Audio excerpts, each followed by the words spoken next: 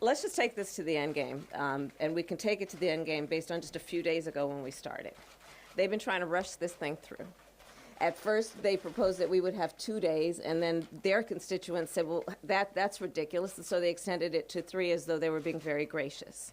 But they've always been focused on their end game, our Republican Senate. And the end game for them has been acquittal.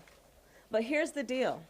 You cannot have a true acquittal if you've not had a fair trial. So they are not going to get what they've been trying to get if they do not allow witnesses to come forward.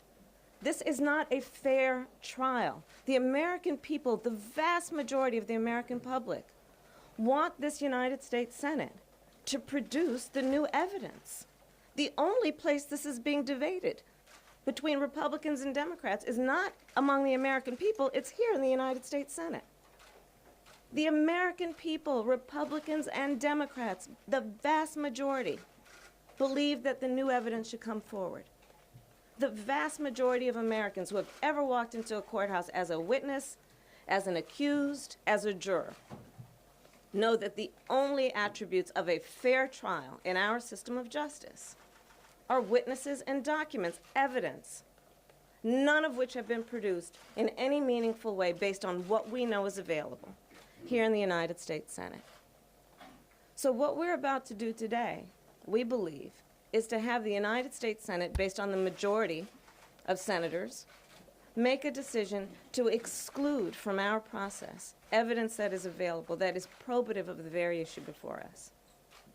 Now let's talk about this in the context of the issue that is before us. There have been 3 impeachments of a president of the United States in the over 2 centuries of our history. This is the most serious in terms of the charges. Underlying the concerns of the framers of our Constitution, of which we all took an oath, many of us many times took that oath, to protect and defend that United States Constitution. The most serious concern our framers and founders had is that there would be foreign entanglement in our government, in our democracy, in our republic, in our elections. And that is the basis of Article 1 of the impeachment of Donald Trump. Is it not right, if we are going to honor our oath, much less these fancy lapel pins that everybody walks around here wearing,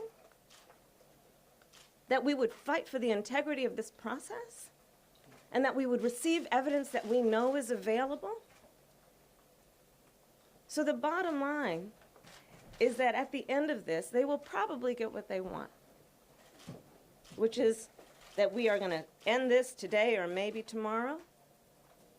But the evidence that we know is available will not have been presented. And what that means as its bottom line is that this will not have been a fair trial, and therefore they cannot walk out of this building and allege and assert that there has been a true acquittal. There will be no true acquittal if there is not a fair trial.